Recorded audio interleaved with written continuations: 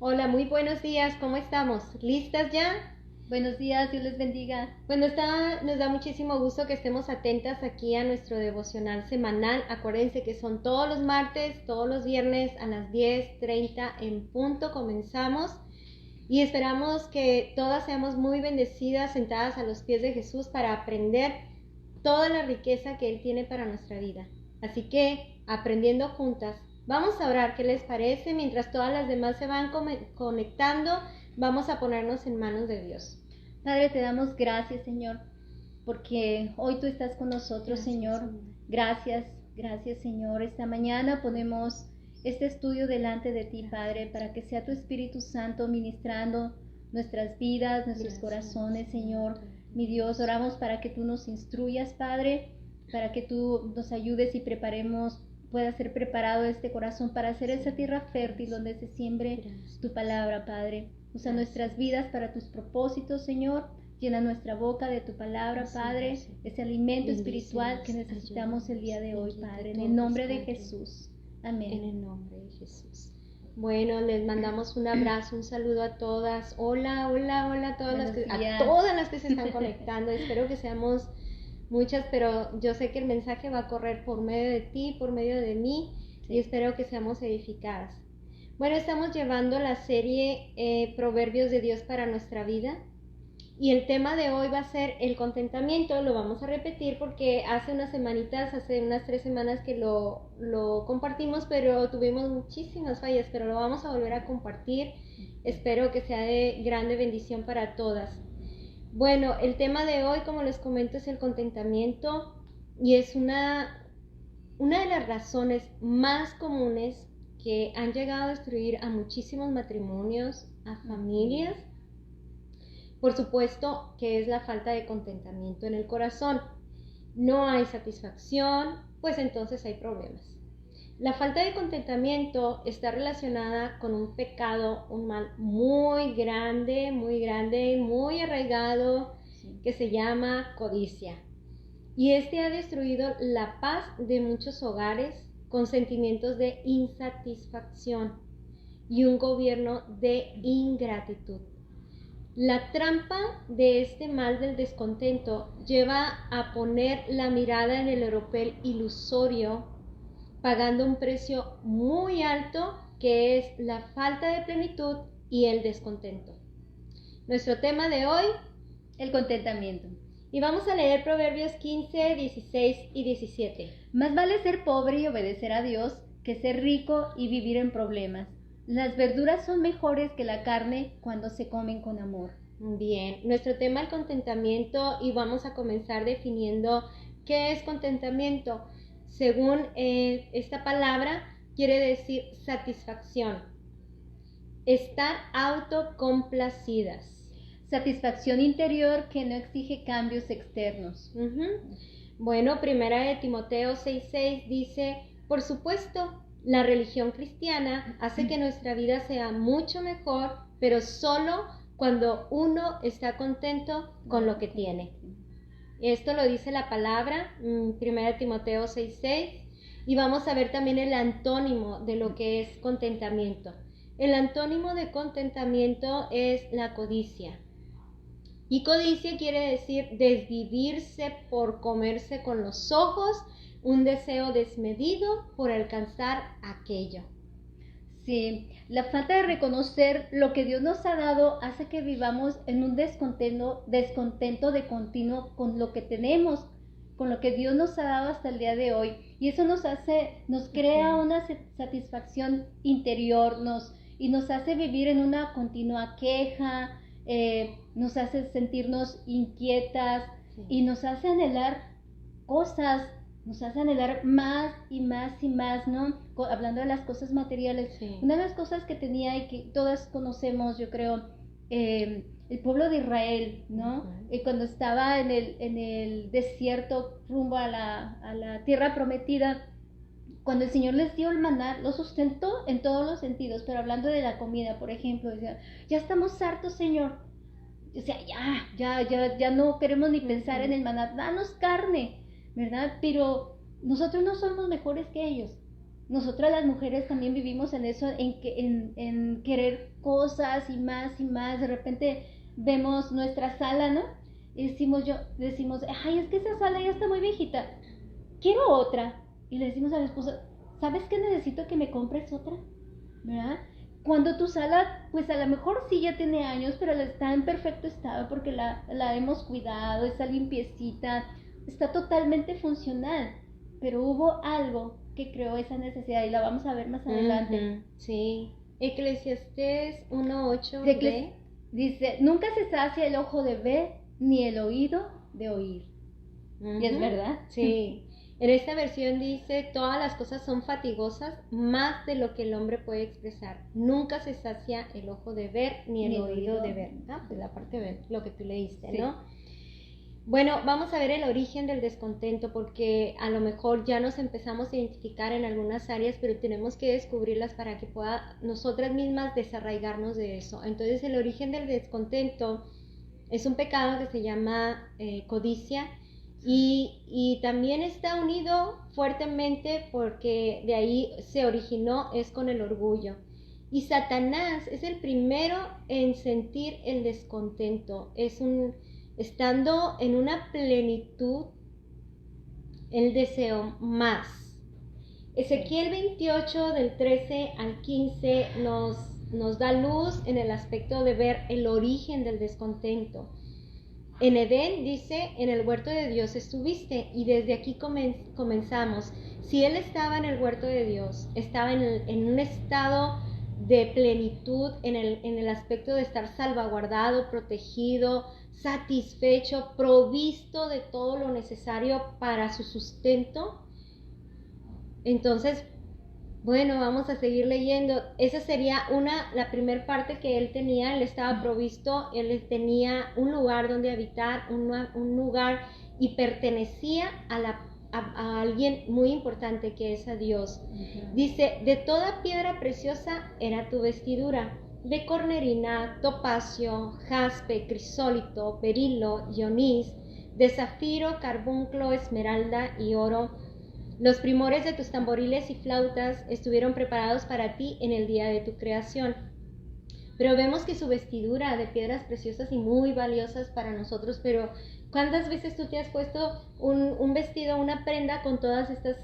No, es inalcanzable. Tela brillosita. Diamantina. Que llama bastante la atención, sí. Pero para darnos una idea de lo valioso que era la vestidura que él tenía, lo valioso y hermoso, porque hablando de estas piedras que son difíciles de encontrar y que son bastante valiosas, aparte la vista era un esplendor. Y la palabra de Dios habla también acerca de la manera como nosotros debemos de esperar de él siempre ese esplendor en nuestra vida, que no es el cuerpo más que la comida, nos dice. O sea, claro, tenemos algo tan importante y templo del Espíritu Santo. Así es. Entonces él estaba vestido de esas ropas, sí, de ese ropaje que le distinguía. Dice que él aparte tenía talentos dados por Dios, como era el don de la música, pero aparte tenía una postura muy importante dentro de la creación. Y en el 14 dice que era un querubín grande protector, o sea, sobresalía, y a la vista de todos los demás ángeles que estaban ahí, él sobresalía, tenía una postura en cuanto a ejercer un liderazgo que él ya tenía. Vivía en el huerto de Dios, vestido de una ropa esplendorosa. Tenía unos dones maravillosos en cuanto al talento, pero también tenía una tarea, porque cuando Dios da algo, lo da por una razón, y él tenía una razón por la cual él estaba provisto de todo eso, y él estaba encargado de una gran parte en el cielo, de estar en alabanza, pendiente de que todo el tiempo se estuviera adorando a Dios. Y dice, en medio de las piedras de fuego te paseabas, o sea, tenía una postura y podía estar movido, vigilando todo eso. Perfecto eras en todos tus caminos desde el día que fuiste creado hasta que se halló en ti maldad. ¿Cuál maldad? El descontento. quiero ser igual a Dios. O sea, tengo ya una postura, muchos me siguen, soy muy vistoso, tengo un poder, tengo talento, pues quiero estar en el lugar de Dios, ya no alabar a Dios, sino que todos me adoren a mí.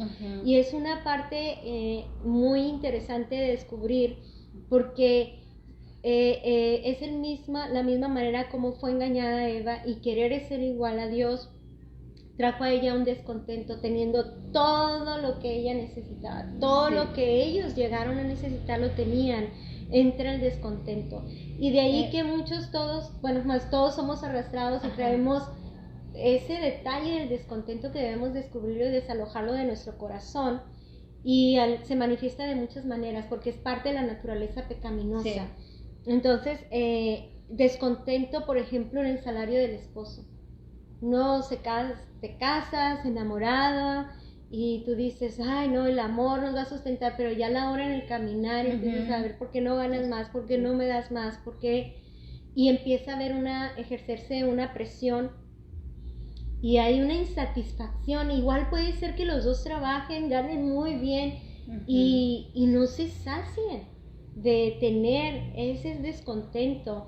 Pero hay otra parte que también la familia entra en descontento, como el esposo cuando ya no está contento con su esposa, y la esposa ya no está contento con el esposo, y muchas son las justificaciones, ¿no? Sí, y aún con el pensamiento se llega a fallar, comparando de un hombre a otro hombre, o sea, mujeres insatisfechas que dicen, pues si yo tuviera el esposo de la hermana, porque veo, porque ahí entra lo que tú dices, nunca se sacia el ojo de ver, el oído de oír. Oigo, yo quiero que me trate así, porque no es así, porque no es caballeroso, porque no es, y puro porque no es, ¿no? Puras quejas. Sí, en los bienes materiales, pero también en la familia uno puede llegar a codiciar. O sea, tienes una familia, tienes un esposo, tienes unos padres, tienes unos hermanos, pero tú quieres más. No estás contento con lo que tienes, entonces... Y es como cuando vamos a un médico, ¿no? Nos examina, nos hace estudios de laboratorio, diferentes tipos de estudios, y luego ya vamos, señora, el diagnóstico es tal. Y entonces, si nos exponemos al Señor, el Señor nos diría, a ver, hija, tienes un problema en el corazón. Estás enferma del corazón. Y es lo que nos dice, ¿no? La palabra es como un espejo también, que nos puede ilustrar, nos puede dejarnos ver exactamente cómo está nuestra alma. Como así nos vemos en el espejo y nos arreglamos los desperfectos, los desperfectos, pero cuando nos vemos en el espejo de la palabra de Dios, también Él permite que veamos los desperfectos, y yo creo que es algo muy serio lo que estamos leyendo de la palabra de Dios acerca de cómo entró el descontento, y entró por medio del enemigo, y del enemigo tentó a la mujer, y de ahí surge el problema del descontento en el corazón del hombre. En Mateo 5:28 dice, pero yo les digo que cualquiera que mira a una mujer para codiciarla, y ahí viene la palabra clave, codiciar, desear, menosprecias lo que tienes por desear aquello. Puedes menospreciar desde los hijos que tienes y desear a otros hijos, menospreciar a los padres que tienes y desear tener otros padres. Es un pecado que se vive muy común en todos los hogares, la falta de contentamiento. En menor o mayor grado, ¿no? Y uno de los problemas que tenemos dentro del matrimonio se debe a la posesión de cosas materiales, ¿no? Las jóvenes parejas, hoy estamos mirando, las jóvenes parejas que se casan, ellos esperan tener a corto plazo todo.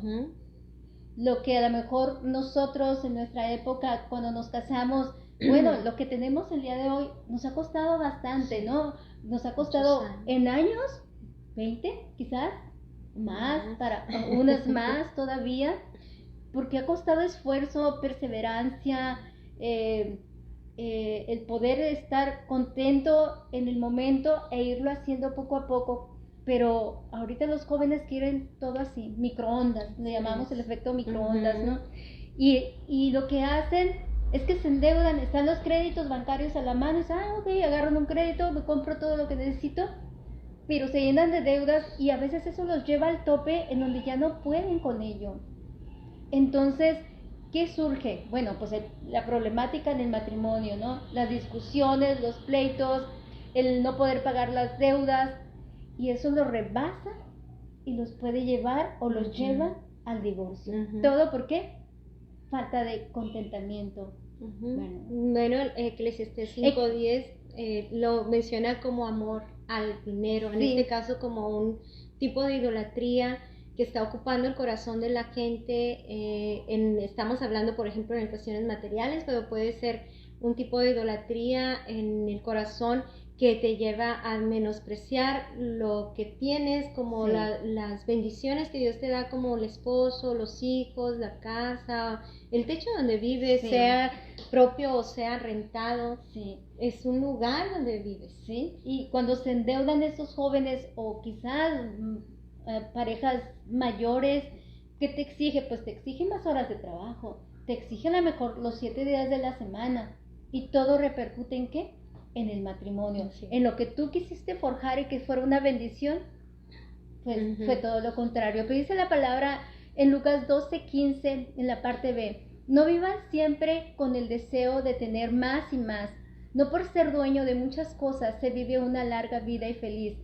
No con tener muchas cosas nos estás diciendo vas a conseguir la felicidad. Eso no lo da. Eclesiastés 5:10 nos dice: el que ama el dinero no se saciará de dinero, y el que ama el mucho tener no sacará fruto.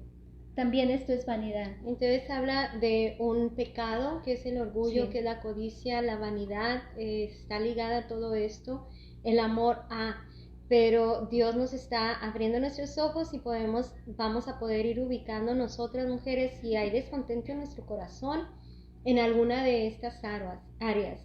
El enemigo, bueno, ahí se origina este pecado del descontento, pero él tienta para hacer caer en la misma condenación a muchas almas, todas. Él va a poder estar buscando la manera de hacernos tropezar, de hacernos caer. ¿Por qué? ¿Cómo? Bueno, Satanás es el primero en echar mano de la mercadotecnia. Él promociona, él tiene que poner algo delante que sea atractivo. Entonces busca crear necesidad en el corazón para tener nosotros un motivo para fallar y justificarnos, la justificación del pecado. Es que yo lo hice por esto, como la mujer en el Edén. Es que la serpiente que tú creaste me engañó. No, tú cediste porque fue muy atractivo aquello que te puso delante, y de ahí que vienen muchos pecados. Se erra, se falla en cuestiones económicas, en el matrimonio, con los padres, con los hijos, se peca a Dios al querer llegar a ser igual a Él en el aspecto de seguir nuestro propio corazón, nuestros propios razonamientos, haciendo y echando a un lado la palabra de Dios para experimentar qué más se pueda recibir.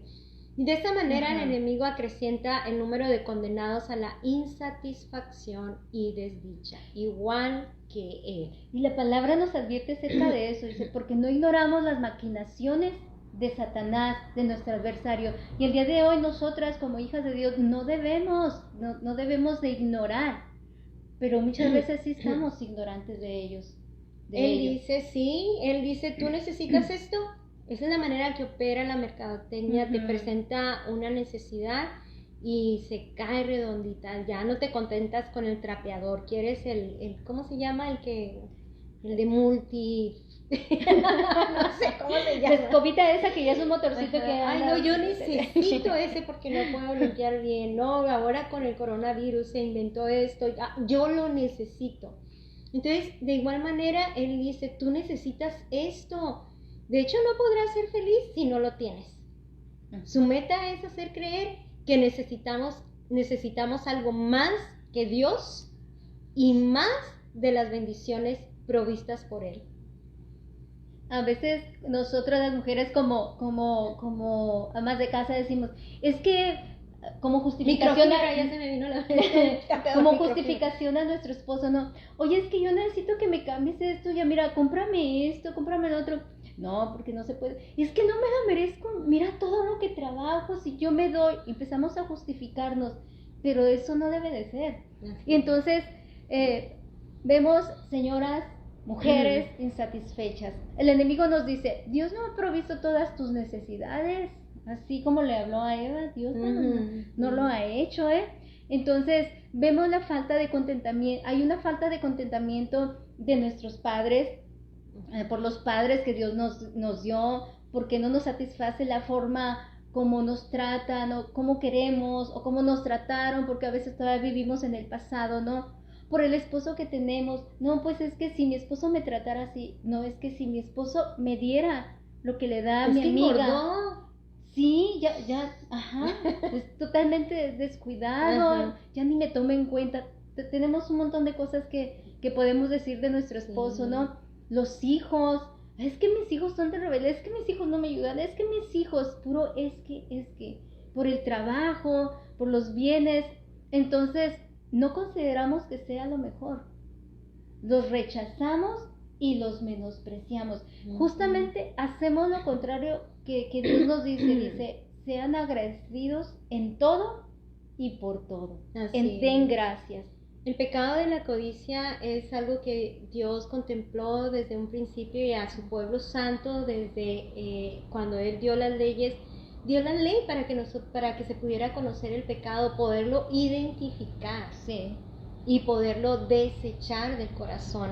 Y en sus mandamientos, en el Éxodo 20:17 dice, no se dejen dominar por el deseo de tener lo que otros tienen, ya sea, en este caso, las mujeres por el otro esposo, porque hay gente que anhela, ve un matrimonio bien y dices, no, si ese fuera mi esposo, y entran en pecados de codicia por esa persona, se destruyen matrimonios, es un caos. Pero Dios nos advierte que esas cosas existen y dice, ustedes no se dejen dominar por el deseo de tener lo que otros tienen, ya sea su esposa, su sirviente, su sirvienta, su buey, su burro o cualquiera de sus pertenencias. Aunque ahorita en esta época pues nosotros no tenemos bueyes, no queremos un burro, queremos ni un burros, carro. pero tenemos carros, trabajos. De otra manera, hay quienes codician el trabajo de otras mujeres, la postura, los trabajos, hasta los talentos. Pero por ejemplo, en algo tan simple, siempre que vas al mercado, siempre va a haber alguien que va a comprar más que tú. Sí. Si vamos a acampar, por ejemplo, no va a faltar que una de las familias tenga todo el equipazo más grande, la casa de campaña más grande, o que lleve más víveres, o siempre va a haber alguien que lleve más, que tenga más, pero no lo debemos de codiciar. No debemos, podremos considerarlo también como cuando estemos en esas posturas una prueba de parte de Dios, estando de los dos lados. Cuando tienes, no presumir, como en el caso de Satanás, ¿no? Que teniendo tanto se envaneció. Por eso este pecado de la codicia o del descontento está unido a la vanidad. O sea, yo tengo y yo estoy encima de, y por eso arrastró a muchos de esos ángeles. Y en el caso de los seres humanos entró el pecado, ahí sembró y se despertó la codicia. Y ahorita estamos sufriendo las consecuencias de mucho daño en el corazón. Pero siempre habrá alguien que tenga más que uno, alguien que tenga menos que uno, y sea la postura en que nosotros tengamos, tiene que haber contentamiento. Primera de Pedro 5:8 dice, sed sobrios y velad, porque vuestro adversario el diablo, como león rugiente, anda alrededor buscando a quien devorar. Así es. Vamos a ver la clave del contentamiento, que es el desarraigo de toda la insatisfacción. Vamos a poner todas las antenitas alertas porque ese pecado debe salir de nuestro corazón. Y vamos a ver Filipenses 4:12, vamos a leer qué dice. Sé vivir humildemente y sé tener abundancia. En todo y por todo estoy enseñado, así para estar saciado como para tener hambre, así para tener abundancia como para padecer necesidad. Fíjense nada más, el apóstol Pablo es un ejemplo de vida satisfecha, una vida plena, una vida en contentamiento. Y él en este versículo nada más, pero si nosotros leemos Filipenses, es una iglesia padeciendo mucha necesidad en todos los aspectos. Es una iglesia perseguida, una iglesia que estaba teniendo muchos ataques en cuestión económica, en posturas. ¿Por qué? Por la misma persecución que había contra aquellos que predicaban a Jesús y cambiaban su modo de pensar y su modo de vivir. Pero él mismo exhorta a todos a tener contentamiento. Él mismo era un ejemplo para la iglesia y él habla acerca de la postura social, económica. Dice, yo estoy saciado, estoy enseñado así como para padecer necesidad, o sea, tener hambre, así como para tener abundancia. No dependo de las cosas externas, que fue una de las definiciones que vimos de contentamiento, en la satisfacción y no depender de las cosas externas. Entonces, él no dependía de su postura en cuanto al linaje, a sus estudios, la influencia que él pudo tener en diferentes áreas, en sus logros. Ni siquiera de sus pruebas se gloriaba. Él siempre exaltaba a Dios. Él sabía que Dios siempre lo cuidaba, fuera lo que estuviera viviendo. Su mirada estaba puesta en lo eterno. Entonces, yo me pongo a pensar en sus discursos que él daba. Pablo jamás, a pesar de que llegó a estar en aprietos, estar solo, pasar hambres, lo sabemos, sí, lo sabemos porque está escrito, pero en ninguno de sus discursos yo creo que estaba tratando de manipular. No. Pablo no anunció jamás que estaban aprietos para manipular. Ya después él lo comentó, pero cuando él estuvo con necesidad no estaba diciendo, ay Señor, orando delante de todos, Señor, ay, estoy pasando una necesidad, no he comido, muy fuerte, no he comido y pues la verdad tengo tantas ganas de comerme un taco y no he podido. Y hay gente que lo hace. Sí, a mí me llegó a tocar. Yo creo que muchos hemos vivido esa experiencia de escuchar a personas que están orando o que están delante del púlpito y aprovechan, ¿no? Están diciendo, es que, lo que ahorita decías, es que no he tenido para comprar, tengo una gran escasez económica, pero Dios está conmigo, pero no he tenido, y entonces mi carro se descompuso, y entonces, ¿y qué pasa? Que al final la congregación se acerca, ay hermano, y te bendigo, y te bendigo, pero es que hubo una manipulación, a veces en la oración, y a veces en el púlpito, o nuestras pláticas simplemente, y entonces no hay una dependencia de Dios. De hecho, dice la palabra, y el mismo Pablo menciona, gran ganancia es la piedad acompañada de contentamiento. Entonces uno no lo anuncia, él aprendió a depender de Dios y a ser saciado por el Señor en todos los momentos. Trabajó incluso para no dar pie a que la iglesia tuviese algún motivo de descreditar, porque él padeció el descrédito de muchos. Se menospreciaban su persona. Él podía estar descontento porque la palabra menciona de algún detalle de él, a lo mejor en su aspecto físico.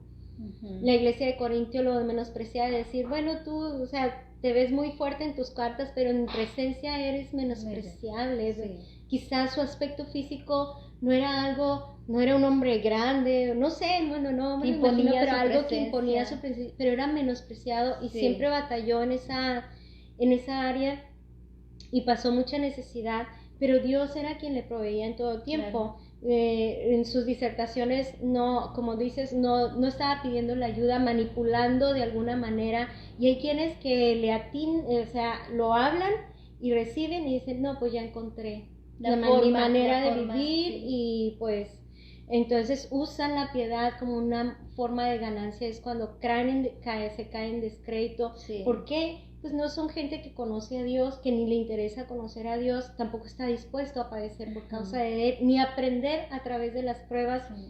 Pero el apóstol Pablo nos habla, y sería muy bueno que leyeran esta carta, y vemos cómo la iglesia es exhortada a tener contentamiento. De hecho, el verso 4:4, creo que es el 4:4 de Filipenses, menciona regocijaos en el Señor, y otra vez les digo, regocijaos, o sea, conténtense, gócense en el Señor, e independientemente de la postura que estemos pasando, una estrechez, pues ¿cómo vas a poder decir, Dios es mi proveedor, si ni siquiera das la oportunidad de conocerle en esas áreas?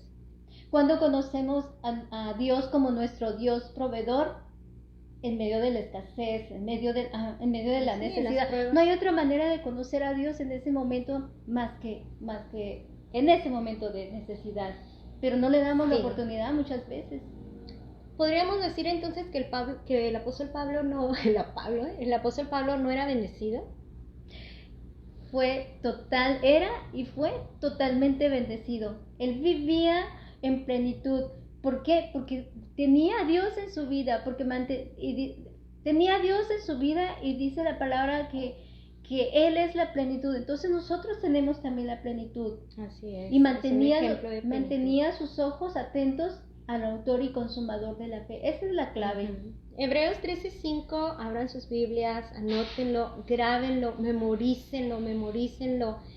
No vivan preocupados por tener más dinero. Estén contentos con lo que tienen, porque Dios ha dicho en la Biblia, nunca te dejaré, nunca te desampararé. Y yo creo que Dios permite las pruebas en momentos dados, Dios lo permite, porque ahí es donde aflora lo que hay en nuestro corazón. El mismo pueblo de Dios, por los 40 años que pasó en el desierto, fue provisto por Dios, y Él dice, el mismo Dios les dice, yo los probé y les hice tener hambres para ver qué había en su corazón, si habrían de obedecer o no, si habrían de ser fieles o no. Entonces, yo creo que si amas al Señor, debes mantenerte fiel a Dios, debemos mantenernos fiel a Dios, fiel a sus mandamientos, y creer que Él es fiel para darnos lo que necesitamos todos los días. Ahora, si el Señor quiere dar a alguien una postura de desahogo material, pues qué bueno, pero también tiene una responsabilidad. Sin embargo, no es la meta de ningún cristiano. Nuestra meta es arriba en el cielo, buscar las cosas de arriba, donde está Cristo sentado a la diestra de Dios. Un comentario de Tozer dice: teniendo vosotros la bondad de Dios que desean nuestro mayor bienestar, la sabiduría de Dios que lo planea y el poder de Dios para realizarlo, ¿qué más nos puede faltar? Seguramente somos las más favorecidas de todas las criaturas.